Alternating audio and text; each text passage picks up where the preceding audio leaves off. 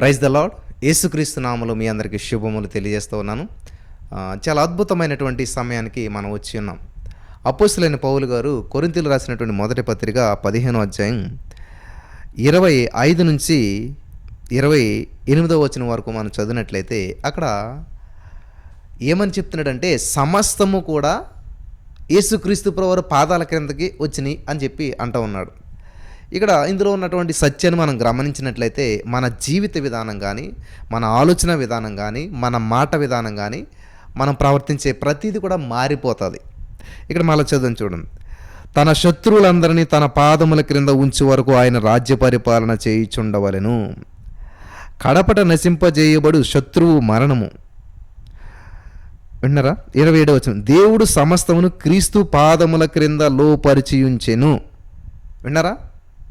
క్రీస్తు పాదముల క్రింద లోపరిచియుంచెను. ఈ యొక్క సత్యాన్ని గ్రహించాలి మనం. క్రీస్తు పాదములు అంటే ఏంటి గమనించాలి. క్రీస్తు పాదం అంటే క్రీస్తు శరీరం అంటే ఏంటి? సంఘం. క్రీస్తు శరీరం అంటే సంఘం అనగా నువ్వు నేను.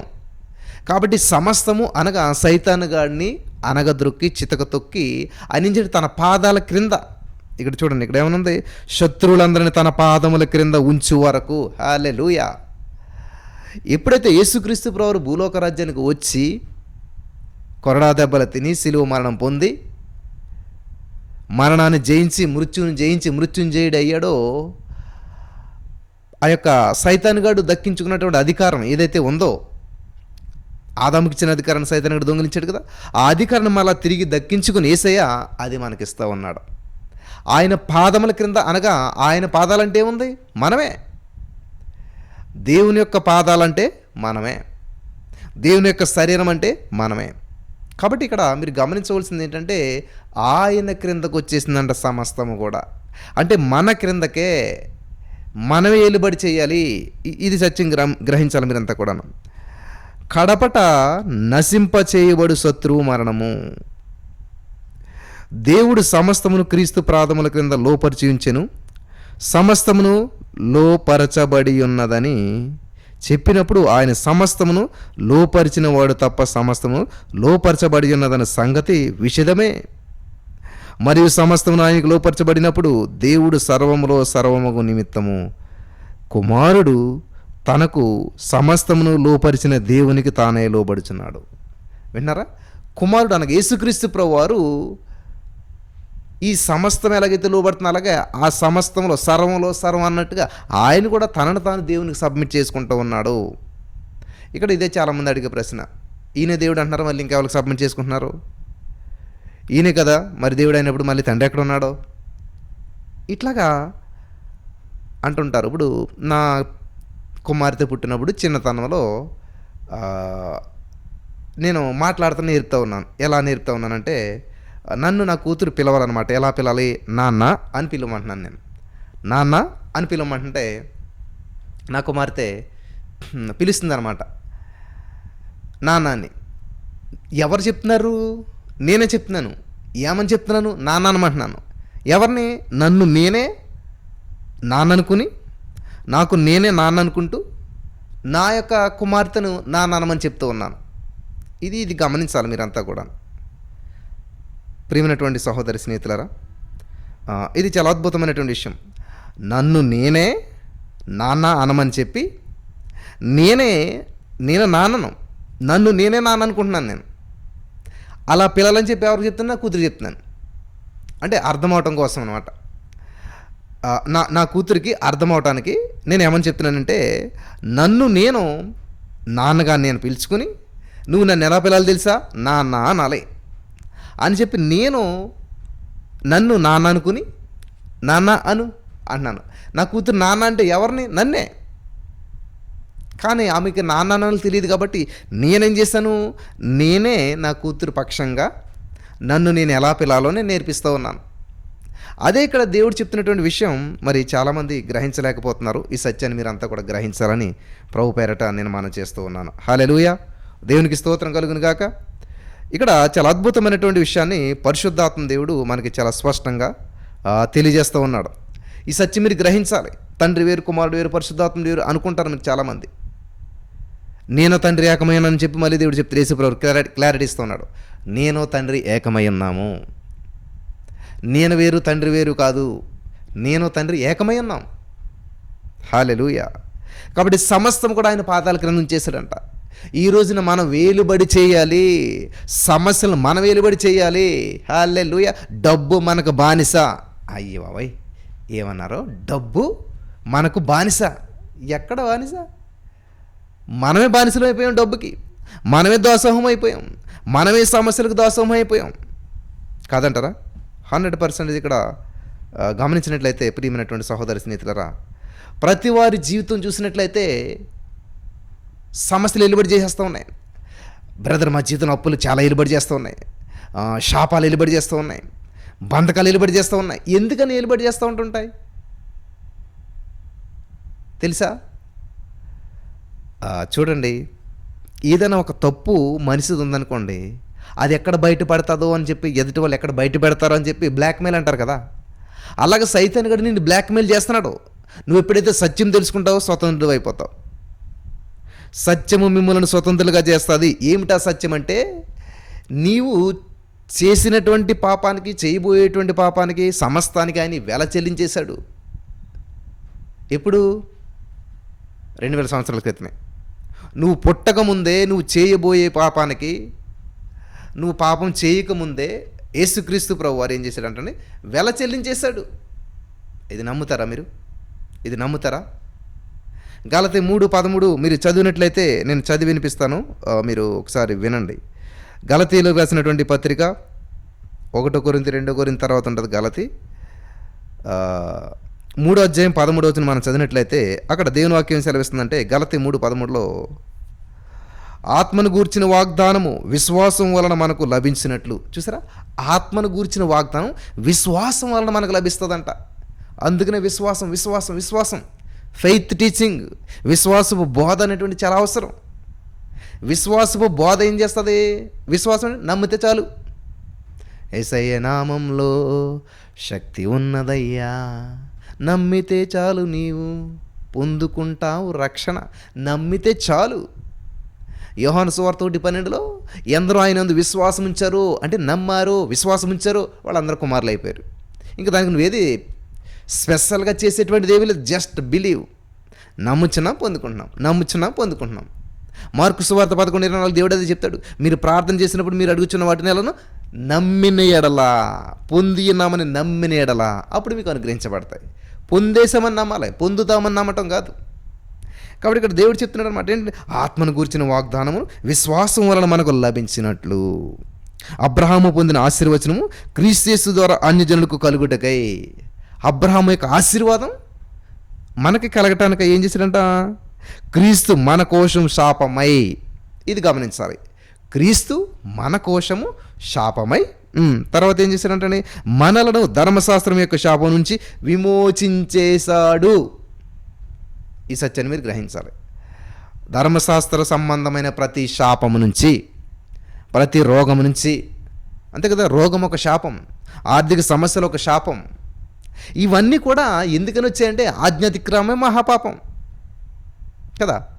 ఈ విధంగా మనిషి దేవుడు సమృద్ధినిచ్చాడు, భూమిని నిందించుకో, ఏలుబడి చేసుకో, విస్తరించుకో, అభివృద్ధి చెందుకని దేవుడు చెప్తే దానికి ఆపోజిట్ జీవితం జీవిస్తున్నాం మనమంతా ఈ రోజున. సమస్యల్లో, ఇబ్బందుల్లో, బంధకాల్లో, ప్రతికూల పరిస్థితుల్లో.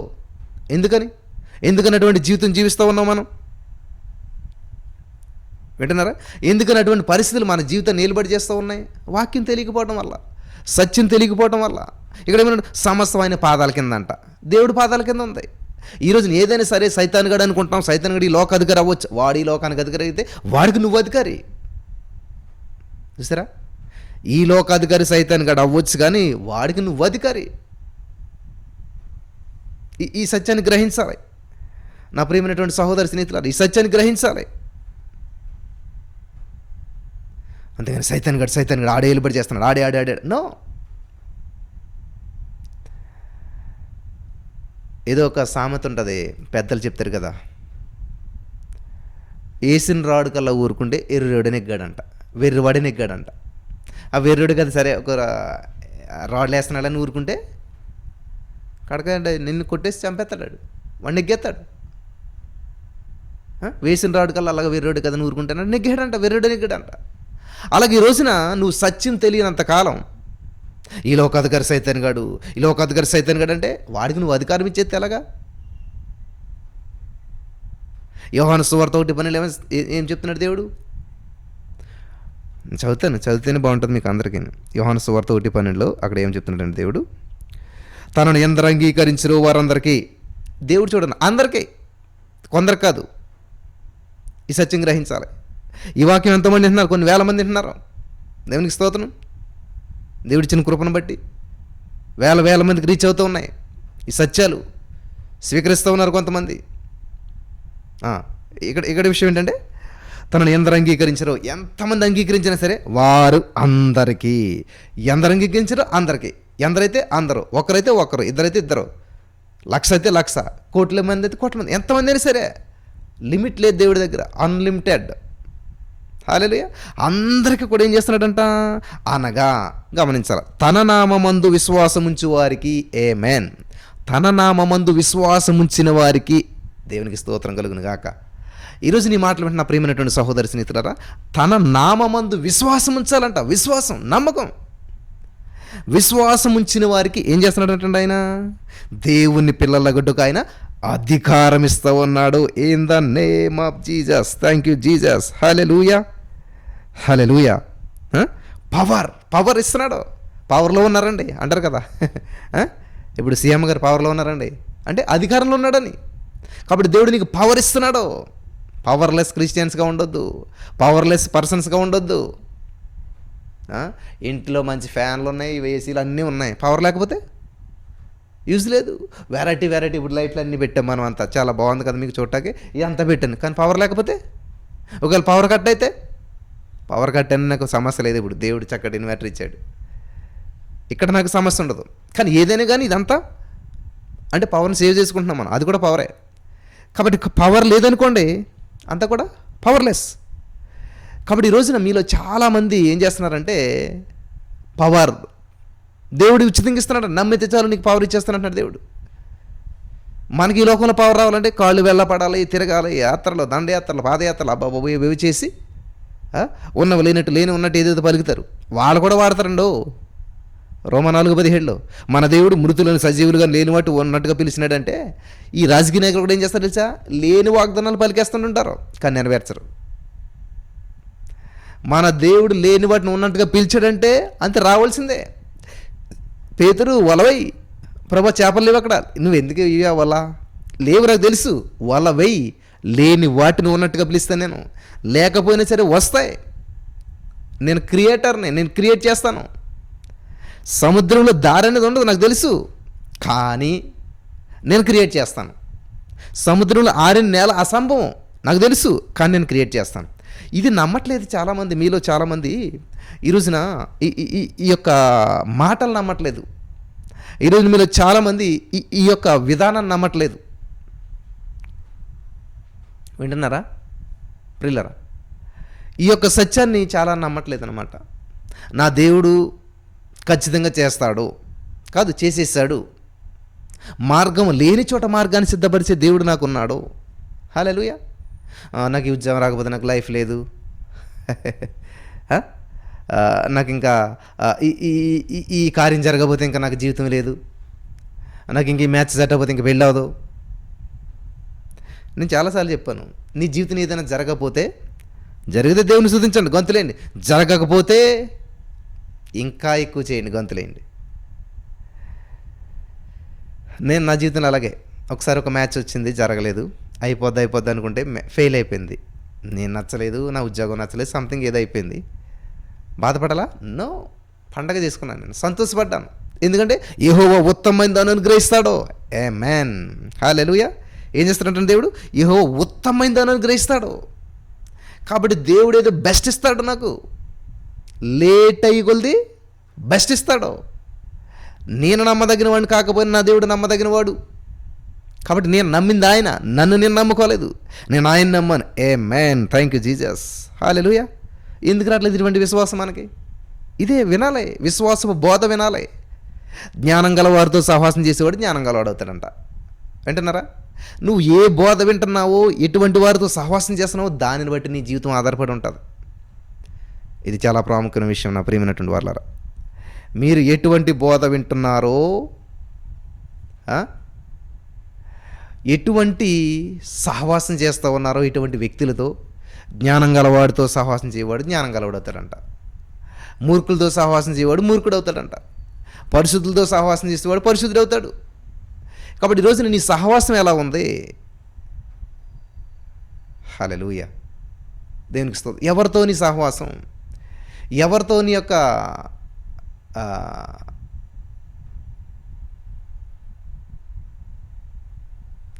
స్నేహం. కాబట్టి ఎవరితో ఎక్కువ మాట్లాడతావు వాళ్ళ యొక్క మాటలు, వాళ్ళ యొక్క జీవితాలని మీద ప్రభావితం చూపిస్తాయి చాలాను. నువ్వెవరితోటైతే ఉంటున్నావో వాళ్ళ యొక్క లైఫ్ స్టైలు, వాళ్ళ యొక్క మాటలు, వాళ్ళ యొక్క ప్రవర్తన చాలా ప్రభావితం చేస్తుంది. కాబట్టి అందుకనే విశ్వాసం కలిగిన వారితో సహవాసం చేయి. నాకు చాలామంది సాక్ష్యాలు చెప్తుంటారు, బ్రదర్ మేము ఈ ఈ యొక్క వాక్యానికి కనెక్ట్ అయ్యాక, ఈ యొక్క ఛానల్కి కనెక్ట్ అయ్యాక, ఈ యొక్క లైవ్లు చూశాక మా జీవితంలో ఎన్నో మేలు పొందుకున్నాం, మా ప్రార్థన విధానం మారిపోయింది. ఎందుకని? ఇది వింటున్నారు కాబట్టి, ఈ సత్యం తెలుసుకున్నారు కాబట్టి. అరే ఇంతకాలం అలా చేసిన ప్రార్థన నో అలా కాదు, ఇలాగా. ఇదేదో మాకు ముందు తెలుసుంటే మా జీవితాలు ఎంత బాగుపడి, ఇదేదో మాకు ఇంకో 2-3 సంవత్సరాల ముందు తెలుసుంటే మా జీవితాల్లో ఇంకా ఎన్ని పొందుకుందాం, ఇంకా ఎన్ని జరగకూడనటువంటివి జరిగిపోయి అది జరగకుండా ఆపుకునేటువంటి వాళ్ళం, మా జీవితాల్లో చాలా మార్పులు తెచ్చుకునేటువంటి వాళ్ళం, మా జీవితంలో ఇటువంటి నష్టం కలగకుండా చూసుకునేటువంటి వాళ్ళం. హల్లెలూయా అని చెప్పి వారు చాలా మరి బాధపడుతూ సంతోషపడుతున్నారు. బాధ ఎందుకంటే చాలా నష్టపోయామని బాధ, సంతోషం ఎందుకంటే ఇప్పటి నుంచి అయినా సరే మేము పొందుకుంటున్నాం, మా జీవితాలు మేము సరి చేసుకుంటున్నాం. Thank you Lord, thank you Jesus. Hallelujah, hallelujah. పిల్లలు గమనించాలి. కాబట్టి నీతిమంతుడు విశ్వాసం మూలంగా జీవిస్తాడు. నువ్వు బతకాలంటేనే విశ్వాసం కావాలి. కన్నీటి ప్రార్థన వల్ల జీవిస్తాడు, ఉపవాసం వల్ల జీవిస్తాడు. అద్భుతాలు జరిగితాయి సరే, నువ్వు ఉపవాసం వల్ల కానీ దీన్ని వదిలిపోవటం అసాధ్యమని, దెయ్యం వదిలిపోవాలంటే ఉపవాసం ఉండాలి. నీ జీవితం ఏదో కార్యం జరగాలంటే అసలు నువ్వు బతుకుండాలంటే విశ్వాసం ఉండాలి. నువ్వు బతుకుంటే కదా అద్భుతం జరిగినా, లేకపోతే ఏది జరిగినా కూడా నువ్వు బతుకుంటే కదా. నువ్వు బతకాలంటే విశ్వాసం ఉండాలి. నీతిమంతుడు విశ్వాసం మూలంగా జీవించాడంట. నువ్వు జీవించడానికి కావాల్సింది విశ్వాసం. అసలు నీకు విశ్వాసం లేకుండా అద్భుతాలు కావాలని చెప్పి ఉపవాసాలు ఉండి లేకపోతే నువ్వేవేవో చేస్తూ ఉంటుంటావు, కానీ విశ్వాసం లేకపోతే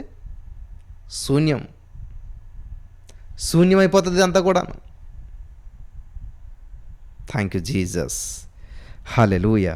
చూసారా, తనను ఎందరు అంగీకరించిన వారందరికీ, తన నామందు విశ్వాసం ఉంచిన వారందరికీ దేవుని పిల్లలగుటకు ఆయన అధికారమును అనుగ్రహించేశాడు.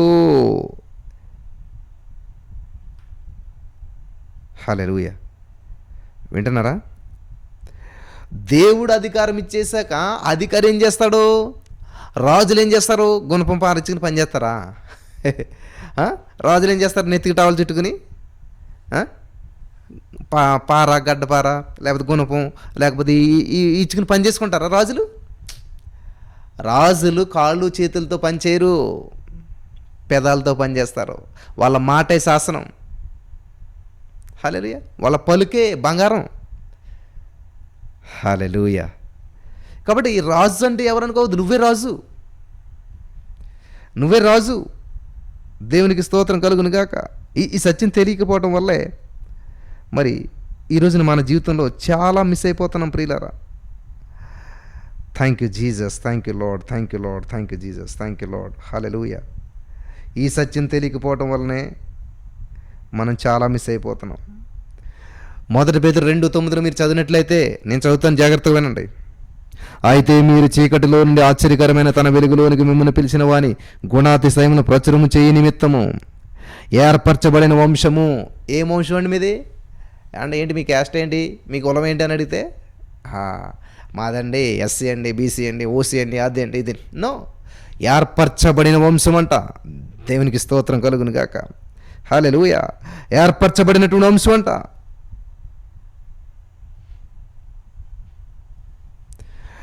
ఏర్పరచబడిన వంశమును, రాజులైన యాజక సమూహము. గమనించాలి, యాజకుడు అంటే మన భాషలో పాస్టర్ గారు. అమ్మ వింటున్నారా? ఈ వాక్యం ఎంతమంది వింటున్నారో అందరూ పాస్టర్లు అంటున్నాడు దేవుడు. ఏం పాస్టర్ అంటే రాజులైన యాజక సమూహం.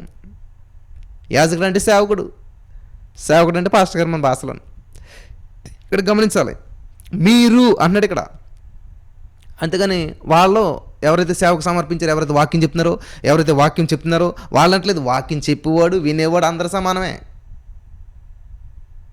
దేవుడు ఒక్కొక్కరికి తలంత ఇచ్చాడు. ఈ సత్యం గ్రహించిన రోజు నీ జీవిత విధానం మారిపోతుంది. కాబట్టి ఇక్కడ మీరు చీకటిలో నుంచి ఆశ్చర్యకరమైన తన వెలుగులోనికి మిమ్మల్ని పిలిచిన వాని గుణాతిశయములను ప్రచురం చేయ నిమిత్తం నువ్వు ప్రచారం చేయాలి, నువ్వు ప్రకటించాలి. హల్లెలూయా, దేవునికి స్తోత్రం కలుగును గాక. నువ్వు పరిపాలన చేయాలి. ప్రచురము చేయి నిమిత్తము ఏర్పరచబడిన వంశమును, రాజులైన యాజక సమూహమును, పరిశుద్ధ జనమును, దేవుని సొత్తైన ప్రజలనై ఉన్నారు. దేవుని సొత్తైన ప్రజలనై ఉన్నారు. ఎవరు? మీరే. కాబట్టి చెప్పాలి, నేను ఎవరిని? ఏర్పరచబడినటువంటి వాడిని. హల్లెలూయా, దేవునికి స్తోత్రం. నేను ఏర్పరచబడినటువంటి వాడిని, రాజును నేను, రాజునైన యాజకుడిని నేను, రాజైన యాజకుడిని. దేవునికి స్తోత్రం కలుగును గాక. హల్లెలూయా. నేను పరిశుద్ధుడిని. పరిశుద్ధత ఈ దేవాన్ని ప్రార్థన చేయొద్దు. నువ్వు ఇంకా పరిశుద్ధత కొరకు ప్రార్థన చేయొద్దు. నేను పరిశుద్ధుని నన్ను చెప్పు, ప్రకటించు, ప్రచారం చేయి. అసలు ఎంత వాక్యం ఎంత ఉందని మనకు, అసలు ఎంత సత్యం ఉంది ఇక్కడ. ఇదంతా పక్కన పెట్టేసేసి మనం ఇంకా ఏదో సంపాదించుకుందామని తిరుగుతున్నాం. సంపాదించేది ఏమీ లేదు. అంతా సంపాదించి నీ అకౌంట్లో వేసేసాడు. You are more than conqueror అంటే అర్థం ఏంటి? నేను అత్యధిక విజయం పొందిన వ్యక్తిని అంటే అర్థం ఏంటి? నువ్వు యుద్ధం చేస్తే వచ్చిన విజయాన్ని అత్యధిక విజయం అనరు. నువ్వేమీ చేయలేదు కానీ విజయం నీకు వచ్చి పడింది. ఎలాగంటే నీ పక్షాన ఆయన యుద్ధం చేసి ఆ యొక్క విజయాన్ని నీ అకౌంట్లో వేసాడు. హల్లెలూయా, వింటున్నారా? నువ్వు పేదరాలువే, నీకు తినడానికి తినలేని పరిస్థితే, కానీ నిన్ను ఒక కోటీశ్వరుడు చేసుకున్నాడు. ఆటోమేటిక్గా నువ్వు కోటీశ్వరాలు అయిపోయావు. అంటే నువ్వు కష్టపడి సంపాదించి కాదు, ఒక్క రూపాయి కూడా సంపాదించలేదు, కానీ నువ్వు కోటీశ్వరాలు అయిపోయావు. అదే దేవుడు చెప్తున్నాడు ఇక్కడ. నువ్వు నా బిడ్డవో, ఒక కోటీశ్వరుడు నిన్ను దత్త తీసుకున్నాడు, ఒక కోటీశ్వరుడు నిన్ను స్వీకరించాడు, అంతే నువ్వు ఆటోమేటిక్ కోటీశ్వరుడు అయిపోయావు, కోటీశ్వరుడు అయిపోయావు. అదే దేవుడు చెప్తున్నాడు ఇక్కడ. నన్ను నమ్మినట్లయితే, నా నామం విశ్వాసం ఉంచినట్లయితే మీరందరికీ నా బిడ్డలయ్యే అధికారం ఇచ్చేస్తా ఉన్నాను. హల్లెలూయా. అథారిటీ, నా ఆస్తి మొత్తం నీదే, నా యొక్క సొత్తు నువ్వు. బా, ఎందుకని మనం ఇటువంటి వాక్యాలను గ్రహించలేకపోతున్నాం? ఎందుకని ఇటువంటి జీవితాన్ని జీవించలేకపోతున్నాం? ఎందుకని ఈ సత్యాన్ని మనం మరుగున చేసేస్తూ ఉన్నాం?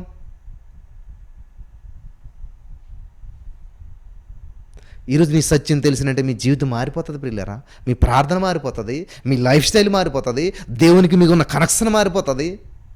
ప్రభువా పాపని ఇంక ఈ ప్రార్థన ఉండదు. ఇంకా I am child of God, నేను యేసయ్య బిడ్డను. చూసారా? ఈ కాన్ఫిడెంట్ లెవెల్ లేదు నీకు. నేను తప్పు చేశాను, నేను పాపం చేశాను కాబట్టి దేవుడు నన్ను క్షమించడో లేదో. నిన్ను క్షమించాడు అని బిడ్డగా స్వీకరించాడు. ఎందరో ఆయనందు విశ్వాసం ఉంచిన వాడు అందరూ ఆయన బిడ్డలకు అధికారం ఇచ్చేశాడు. ఒకసారి నువ్వు తప్పు చేసావని చెప్పేసి నీకు దేవుడు చిచ్చిపో అని అనడో. తప్పుపోయిన కుమారుడు స్టోరీ అందుకే చెప్తున్నాడు కదా. ఎంత తప్పు చేశాడు, ఎంత నష్టం చేశాడు, ఎంత బాధ పెట్టాడు, ఎంత గాయపరిచాడు. ఆ ఒక్క మాట కూడా అనలేదు తండ్రి. స్వీకరించాడు. మళ్ళీ పండగ చేసుకుంటున్నాడు, మళ్ళీ ఖర్చు పెడుతున్నాడు డబ్బు, మళ్ళీ స్థానం ఇస్తున్నాడు, మళ్ళీ అధికారం ఇస్తున్నాడు, మళ్ళీ అవకాశం ఇస్తున్నాడు. తప్పు చేశాడు కాబట్టి ఈసారి కుమారుడు కాదు, నువ్వు పాలేరు, నువ్వు బంట్రోతు, నువ్వు లేకపోతే పనుడు, నువ్వు లేకపోతే నా అసిస్టెంటు, లేకపోతే ఒక ముద్ద పడేసని తిని కూర్చో, అట్లాంటివి అంటలేదు. మరి ఏం చేస్తున్నాడు తెలుసా? ఎస్, నా బిడ్డ. ముద్దు పెట్టుకున్నాడు అంటాడు, మెడ మీద ముద్దు పెట్టుకున్నాడు అంట తండ్రి. ఎలా పెట్టుకున్నాడో, ఎందుకు పెట్టుకున్నాడో, ఏ టైంలో పెట్టుకున్నాడో? ఫ్రెష్గా ఉన్నప్పుడా? నో, మురికితో వచ్చినప్పుడు, మలినంతో వచ్చినప్పుడు. తండ్రికి మరి ఎంతో అవమానం తెచ్చి అవమానంతో వచ్చినప్పుడు. చూసారా? కుమారుడి స్థానాన్ని తండ్రి ఎప్పుడు తీసివేడు. కుమారుడు తండ్రి దగ్గర తన స్థానాన్ని ఎప్పటికీ కోల్పోడు. కాబట్టి ఈ రోజున మీరేదో లోపల బాధతోటి నేను ఇంత తప్పిపోయాను, ఇంత దూరం అయిపోయినా దేవుడు నన్ను క్షమించాడో లేదో, నా జీవితం ఏంటో. నో, నువ్వు తెలుసుకో, బుద్ధి వచ్చింది అంట, అంతే. దేవుడు నిన్ను శాసించేదని నీకు బుద్ధి రావాలి. కానీ నువ్వు ఎంత దూరం వెళ్ళినా సరే తండ్రి నీ కొరకు ఎదురు చూస్తాడు, కానీ నీ దగ్గరికి రావడం. చూసారు, తప్పిపోయిన తండ్రి, తప్పిపోయిన కుమారుడు తండ్రిని వెతుక్కుంటూ వచ్చితే స్వీకరించాడంతే. అంతగా నువ్వు తప్పిపోయి వెళ్ళిపోతుంటే వెంటబడ్డ దేవుడు. కానీ నువ్వు తప్పుదేమో తెలుసుకొని నీకు బుద్ధి వచ్చినట్లయితే దాన్ని రిపెంటెన్స్ అంటాం మనం. అంతే. బుద్ధి రావటం అంటే నువ్వు ఏదో చేయటం అని కాదు. ప్రభా నేను పాపని నీకు గ్రహింపు రావాలంతే. నువ్వు గ్రహింపు వస్తే దానికి జరిగే పర్యవసానం ఏంటది, అది తండ్రికి దగ్గర అవుతావు. నువ్వు నిజంగా నువ్వు చేసినటువంటి పొరపాటు నువ్వు గ్రహిస్తే ఏం చేస్తావు, నీ మనసంతా పశ్చాత్తాపంతో నిండి దాన్ని విడిచిపెట్టి దేవుని దగ్గరికి వెళ్ళిపోతావు. మళ్ళీ దీనికి పెద్ద ప్రాసెస్ ఏం అవసరం లేదు.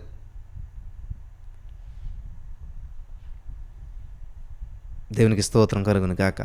వింటున్నారా నా ప్రియమైనటువంటి సహోదరి స్నేహితులారా? చాలా జాగ్రత్తగా వినాలి.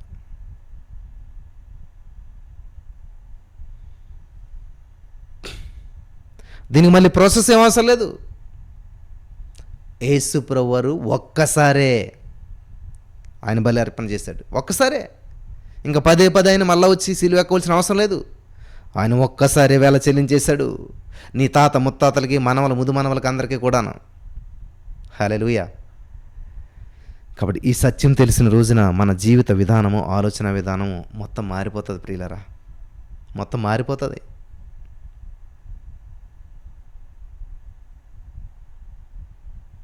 మారిపోతుంది.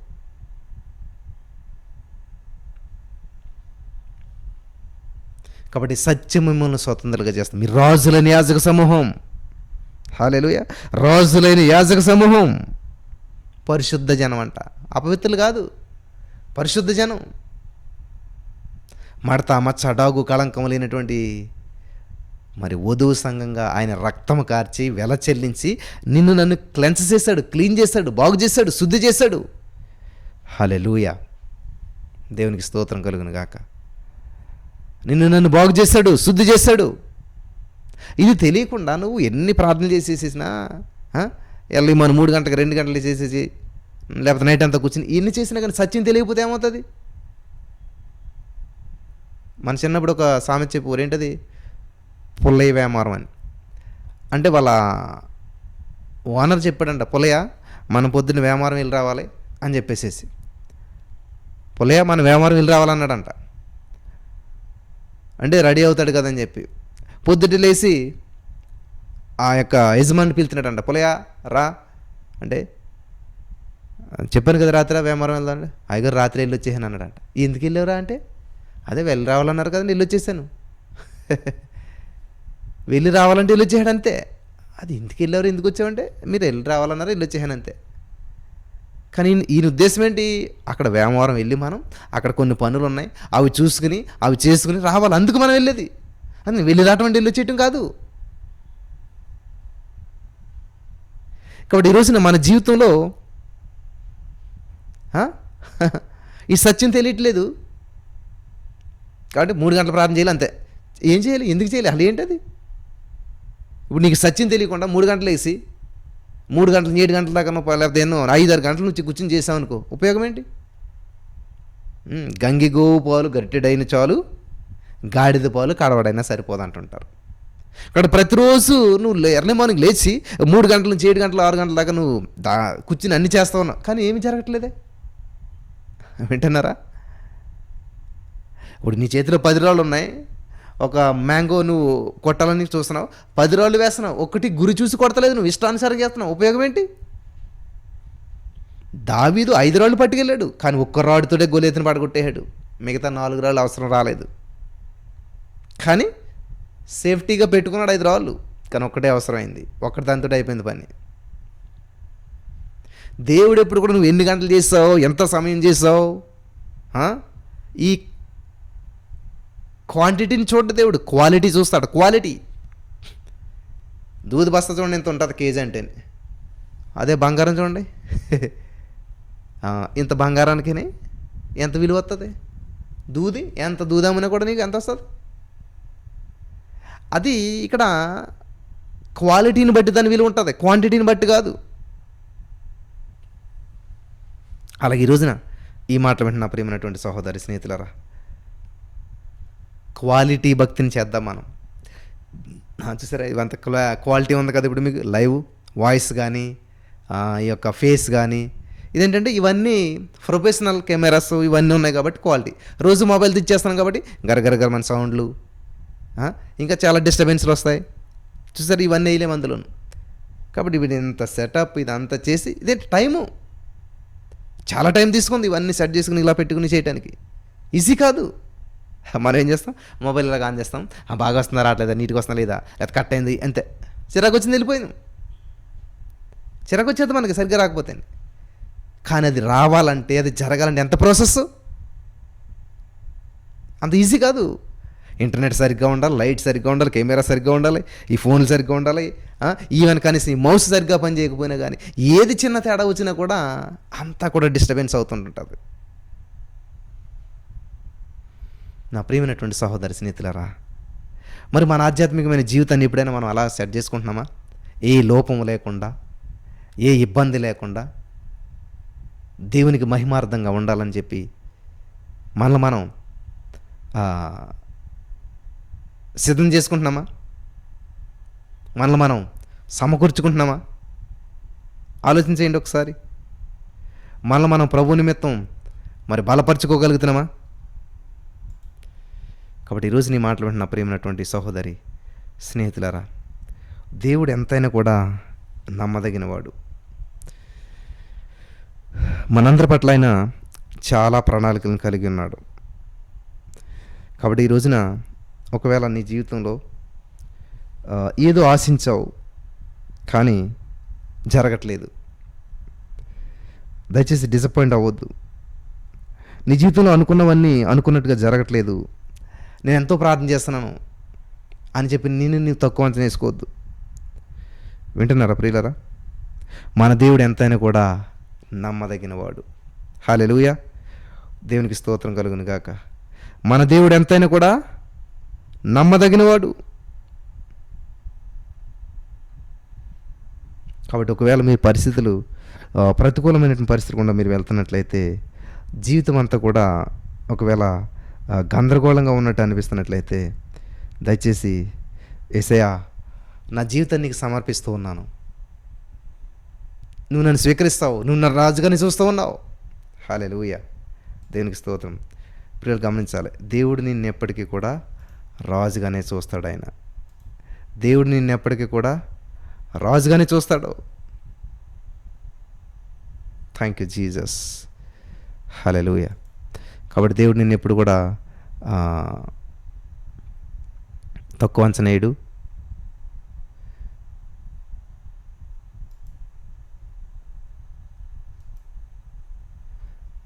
దేవుడు నిన్నుగానే ప్రేమిస్తూ ఉన్నాడు.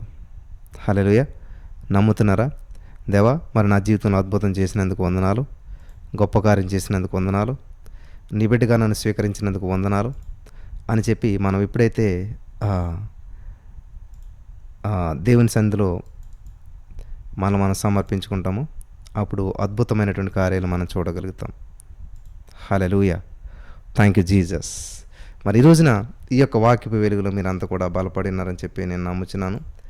పరిశుద్ధాత్మ దేవుడు మీకు అందరికీ కూడా వెలిగింపునిచ్చాడని చెప్పి నేను నమ్ముతున్నాను. ఇది చాలా చక్కటి అవకాశం. మరి దయచేసి ఏ ఒక్కరోజు కూడా మీరు మిస్ కాకూడదని నేను ప్రభు పేరట మనం చేస్తూ ఉన్నాను. ప్రతిరోజు ప్రభు సన్నిధిని మీరు అనుభవించండి. ఎటువంటి పరిస్థితులు గుండా వెళ్తున్నా సరే, ఎటువంటి బంధకాలు మీ జీవితంలో నిలబడి చేస్తున్నా సరే, I'm rich, I'm blessed, I'm more than conqueror. నేను అత్యధిక విజయం పొందిన వ్యక్తిని. ఆ విజయం నన్ను బట్టి కాదు, ఆ విజయము నేను కష్టపడిన దాన్ని బట్టి కాదు, ఆ విజయము నేను ప్రయాసపడిన దాన్ని బట్టి కాదు, ఆ విజయము నా యేసయ్య నాకు ఇచ్చినటువంటిది. హల్లెలూయా. నేనున్న పరిస్థితులు శాశ్వతం కాదు, ఈరోజు నేనున్నటువంటి స్థితిగతులు శాశ్వతం కాదు. నా యేసయ్య మరి నా జీవితంలో గొప్ప గొప్ప కార్యాలు చేయడానికి ఆయన ఇష్టపడుతున్నాడు. నేను అత్యధిక విజయం పొందినటువంటి వ్యక్తిని. హల్లెలూయా. నా దేవుడు ఒక ప్రత్యేకమైన ప్రణాళికతో నన్ను సృష్టించాడు అని దయచేసి మీరు ఎప్పుడు కూడా మిమ్మల్ని మీరు ఉన్నతంగా చూసుకోవడం అలవాటు చేసుకోండి. మిమ్మల్ని మీరు తక్కువ అంచనా ఎప్పటికీ వేసుకోవద్దు. మిమ్మల్ని మీరు ఉన్నతంగా చూసుకోండి ప్రియులారా. కాబట్టి నా యేసయ్య నా కోసం వెల చెల్లించేశాడు, నన్ను ఉన్నతమైన స్థితిలో ఉంచాడు, నా జీవితంలో ప్రతి బంధకాల నుంచి విడిపించేశాడు, నా జీవితంలో ప్రతి ప్రతికూల పరిస్థితిని అనుకూలంగా చేసేశాడు, ధర్మశాస్త్ర సంబంధమైన ప్రతి శాపం నుంచి నన్ను విమోచించేశాడు, అబ్రహాం ఆశీర్వాదానికి నన్ను వారసుడిగా చేశాడు. హల్లెలూయా. నమ్ముతున్నారా? నమ్మని వారందరూ కూడా మరి యొక్క వాక్యపు వెలుగులో సత్యం తెలుసుకుని స్వతంత్రులుగా జీవించడానికి పరిశుద్ధాత్మ దేవుడు సహాయం చేసి నడిపించి బలపరచును గాక. ఆమేన్.